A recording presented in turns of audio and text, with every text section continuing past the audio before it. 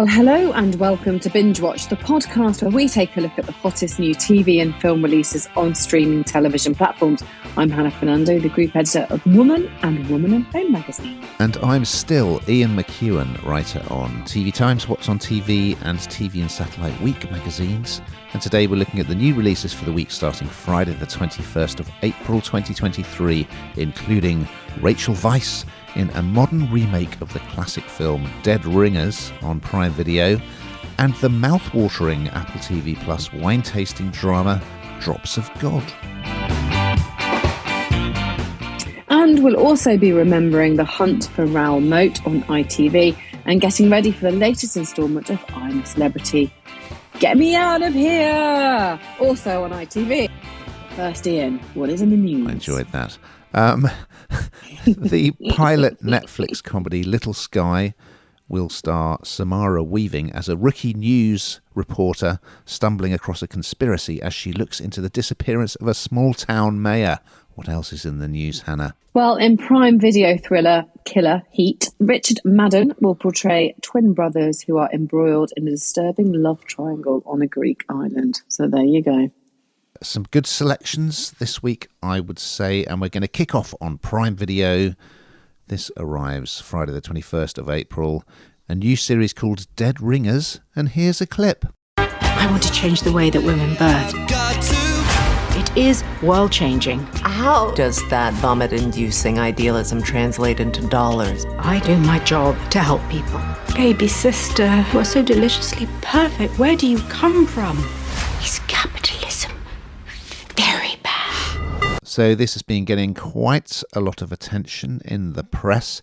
It stars the Oscar winner, Rachel Weisz, a big fan of hers, and I mean, so many old movies are getting reworked as TV series now, aren't they, Hannah? And this is no exception. It's a 6-part series, and it's inspired by the David Cronenberg horror movie Dead Ringers, which I don't know if you remember that, was 1988 release starring Jeremy Irons, and he was playing twin gynecologists. It was all pretty grim, as I recall. Haven't seen it for years, but there's kind of like a lot of body horror in it, and there was sort of drug addiction. They both fall in love with the same woman, and it all goes to pot. Well, in this TV version of the story, they've flipped the gender roles so that you've got Weisz playing two identical twin sisters working in America.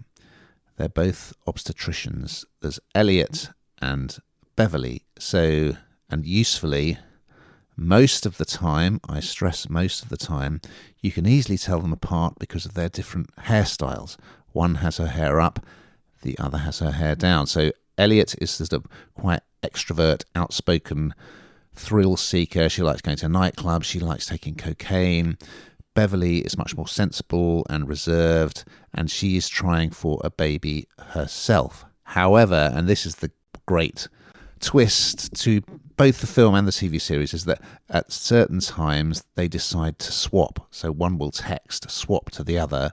They'll change their hairstyles, and each of them will go in and carry on whatever the other one was doing. So like at work, they might swap patients without the patients realising. So it's a really good premise. And I think the fact that they've made the leads female makes it a lot more palatable, to be honest. But there is still, I mean, it's pretty visceral, it's pretty gynecological. There's a lot of footage of sort of speculums and people giving birth. Quite early on, you've got Beverly looking at a miscarriage in the toilet. So it's a pretty challenging watch. But I think the fact that they've flipped the genders, and it starts off with the twins getting sort of sexually harassed by this creepy guy while they're trying to out for a meal.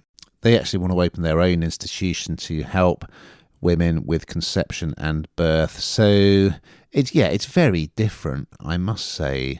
And you don't need to have watched the film, which I wouldn't particularly recommend the movie. Rachel Weisz, I very much like her. Of course, her other half is James Bond star Daniel Craig. So they're one of our power couples. You've also got Jennifer Earle, who was a brilliant Lizzie Bennet in Pride and Prejudice. She plays a potential investor. So it can be quite shocking. It's very grown up. It's darkly comedic. It's pretty graphic. But I think it's very interesting, sort of sexy, subversive, and well worth checking out. But yes, with the proviso that elements of it may come as quite a shock. What did you think, Hannah? Yeah, I think you're right. I think the whole kind of gender flip thing is probably a good thing. I think it's a bit of an uncomfortable watch in places, although I did enjoy it. Their relationship as twins is slightly uncomfortable, isn't it? It's just sort of really, really close. And then you just sort of know that can't really last. And of course, not that it doesn't, but there are bumps in the road, and I think that sort of is interesting. It's not for the squeamish, I would agree, and that's coming from somebody who's had 2 children. I don't need sneers speculum ever again. So I definitely think it is something to watch. I did enjoy it, but I think, like you said, it's not a terribly easy watch, is it? Over on ITVX, a true crime drama series which is available, all 3 parts. It aired on ITV this week. It's called The Hunt for Raoul Moat, and here's a clip. What's he like? Life's kind. It's just nice. But it's my ex, Raoul. He'll not have it. You and me. The gunman's been named as Raoul Moat. Shoots his ex, shoots a new fella in cold blood. He's coming for you. For who? Coppard. This man declared war on Northumbria Police. Yep. So this is actually really interesting. It's a true crime drama, and most of us will remember the headlines and the news surrounding this story. And I always think it's really interesting to watch something that was in our time, if you like, and something that you do actually remember. And of course, Raoul Moat went on the run. I mean, it was in July 2010. I mean, it seems just like yesterday, actually, but it wasn't. He'd already served a jail sentence previously, but he came out and he went on the run because he wounded his ex-partner, Samantha Stobart, and he killed her new boyfriend, Chris Brown. And I think everyone was gripped because really he should have been caught. You think he should have been caught immediately, but he wasn't. He was on the run for quite some time. And there are parts of this story that feel like they're fiction, not fact. I mean, you remember when Gaza got involved, that kind of overtook the story for a while. That was kind of really strange, although this shines a bit of a spotlight on the fact that, although it seemed like a big part at the time, it wasn't a big part in this. It looks very much from the police side of how much they put themselves in the line of fire. This guy was somebody who was a sociopath. He wasn't going to stop, and they put themselves, in the line of fire quite literally. With one officer was shot. I think he went blind in one eye, and then he tragically took his own life later.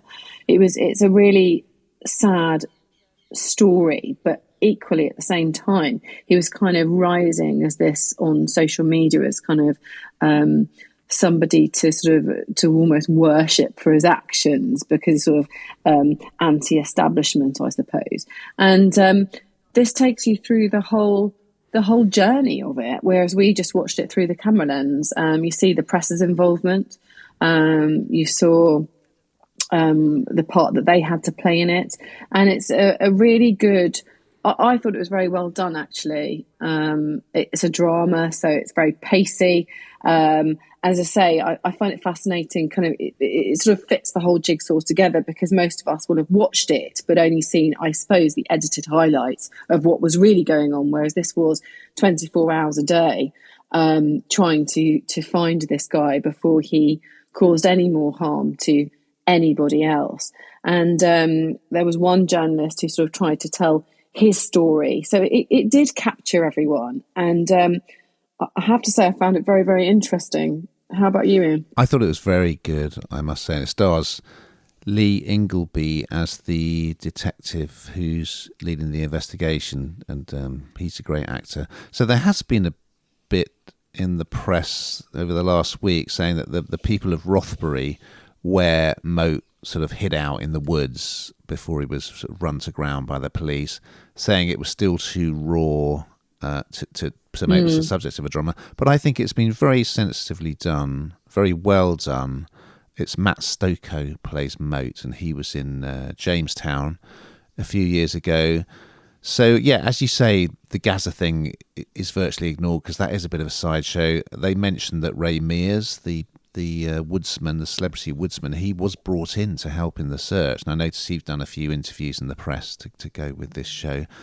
But it's very much the story of the victims, because one character says at one point, oh, you know, all people will remember about Raoul Moat is Gaza, and you do hear much more about Samantha and Chris and how they got together. And it was all very unfortunate because Moat ended up virtually declaring war on the police because, to protect herself and her boyfriend, Samantha pretended that he was a policeman, and when in fact he wasn't. Then there's this bizarre twist to the story which I'd forgotten, which is that a couple of friends of Moat's agreed to pretend that he'd kidnapped them so that he could say, oh, I'll kill my hostages, you know, if you come and get me. So, yeah, I think it's really well done. Ingleby, as ever, is excellent. And, yeah, I think it's a sensitive retelling of you know, a shocking and strange story of one of our biggest ever manhunts. Now, something rather different. Over on Apple TV Plus, it's another drama series called Drops of God, arriving on Friday the 21st of April. And here's a clip. Your father's legacy is the biggest wine collection in the world. Its full value, $148 million. He set up a test to determine who would inherit this. His daughter or his exceptional student. This is an 8-parter. Slightly odd title, Drops of God, but once you start watching, you'll realise what it refers to. So unusually, it's filmed in French, Japanese and English. But please, do not let this put you off. It's very good. So it stars Fleur Geffrier as this Parisian woman called Camille. And we start off with a flashback to her. It's intriguing, a flashback to her childhood where a man, who we assume is her father, is feeding her little bits of food, and she's blindfolded and she has to identify what they are, and he's being quite sort of strict and aggressive with her, and basically he's trying to train her up to be an expert on wine so that she can, you know, so that her senses will be super tuned to identifying particular things. Anyway, we flash forward to the present day. She's out in a bar. She meets a young guy. She's written a couple of books and he's a fan, and they get chatting. She doesn't drink, but he has a drink, and then he tries to kiss her. And because she has such a strong allergic reaction to alcohol, she collapses and has a nosebleed. So it's all quite weird, but in a good way. And then she gets a phone call saying that her father, who is estranged from her, he's dying. Well, he brings her and he says, oh, you've got to come, you know, I'm not going to last long. He's in Tokyo. So she jumps on a plane because she wants a bit of closure. And when she gets there, well, in the meantime, we meet another character in Tokyo who is a wine expert called Issai, who's played by Tomohisa Yamashita. I think I've got that right. Who has been trained up by the dad and has become a wine expert. So I know that's a lot of setup. I apologise.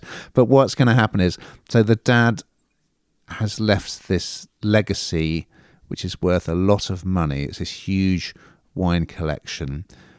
But either the daughter or the sort of protege is going to inherit it, depending on who wins this series of tasting tests. Pretty unusual idea. It's based on a manga comic book, I believe. But I really liked it. I loved the Parisian sections. And then once you get to Tokyo, it's got that totally different Japanese flavour. And it's a world I certainly don't know very much about it, although I do drink a lot of wine, Hannah. But I think the way that it kind of captures the essence of what it is to kind of smell and taste these very distinctive bouquets and these fine wines, it's really cleverly done, and it's just very unusual, you know. So, yeah, I liked it, I must say. What did you think? Well, as a lover of wine, I absolutely loved it. I did some... it was Prosecco and champagne tasting not so long ago, and I learned all about how to do it. So but I've always been taught not to waste, so it's quite hard to spit, if I'm honest. But anyway, that's another thing altogether. I did enjoy it, although I got this poor person who basically has a complete aversion to wine because she has nosebleeds. I mean, it's awful, isn't it, really? And it's all connected to her childhood because her father kind of pressured her, but kind of was secretly coaching her to understand this trade, I suppose. And it's come out physically. So it's really, it's sort of like, it's quite horrible in a way, isn't it? Because there's so much money, $140 million up for grabs, you know, if she was to win this competition, and yet up against somebody who presumably is so much better because A, they know the trade more so, and B, aren't allergic to alcohol. So it's a really, I don't think we've ever discussed anything quite like this before, and it is quite different, but it is enjoyable. I did like it. You can't have been unaware of the imminent arrival of the latest series of I'm a Celebrity, which is trundling onto ITV this week. Before Hannah tells us all about it, here's a clip. Safari, so goody. Elephant. We are simply sensational at Sunny Savannah Safaris. Was that a buffalo? Yeah, Dick Buffalo.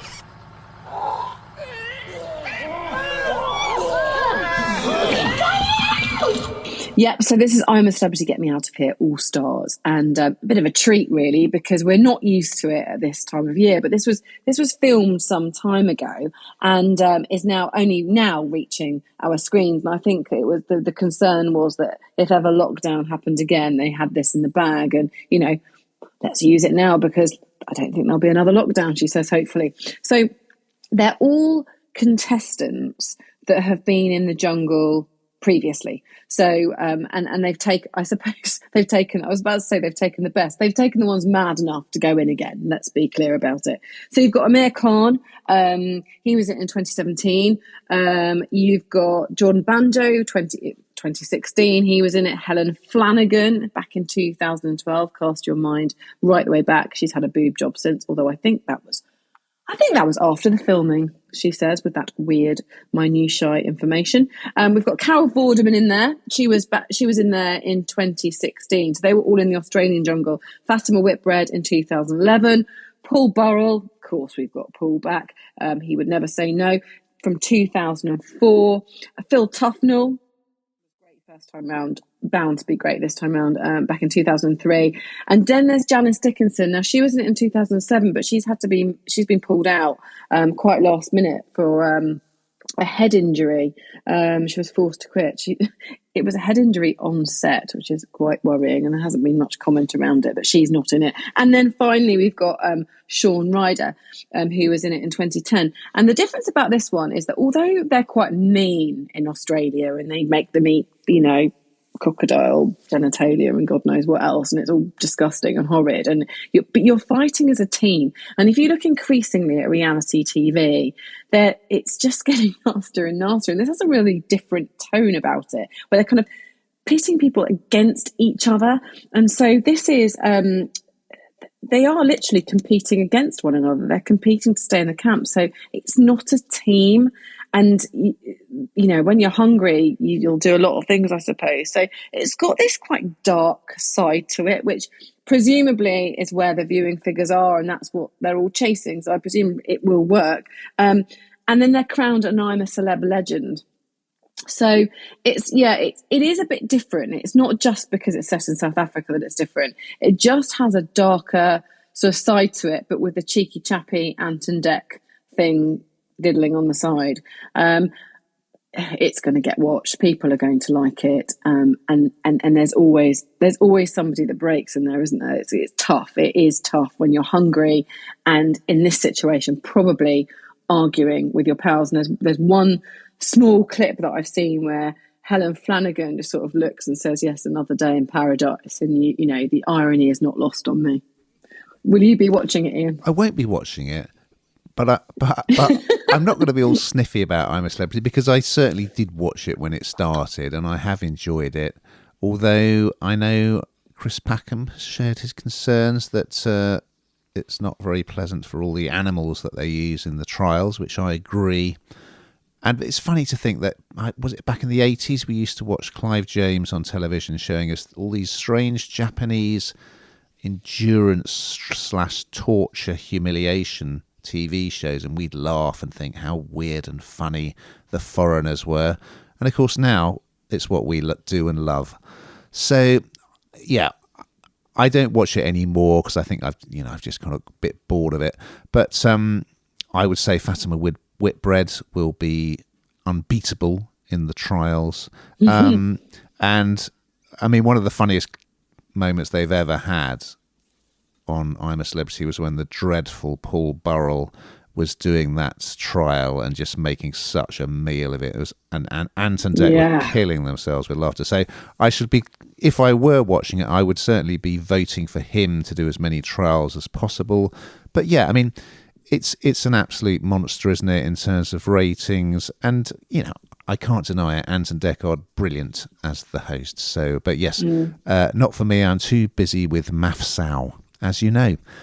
So we've got to that time, Hannah, thankfully, where you're going to tell us what you've been binge watching on this week.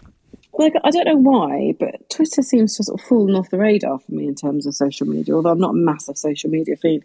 And then all of a sudden, Jeremy Clarkson seemed to start trending. So I thought, it's telling me something. I need to log in and watch Clarkson's film. So I did. I also finally managed to finish Romantic Getaway with Ramesh Ranganathan, which I just don't know whether I enjoyed it or not, but I really hate leaving something without finishing it. So they've left it ripe for another series. So there we go. How about you?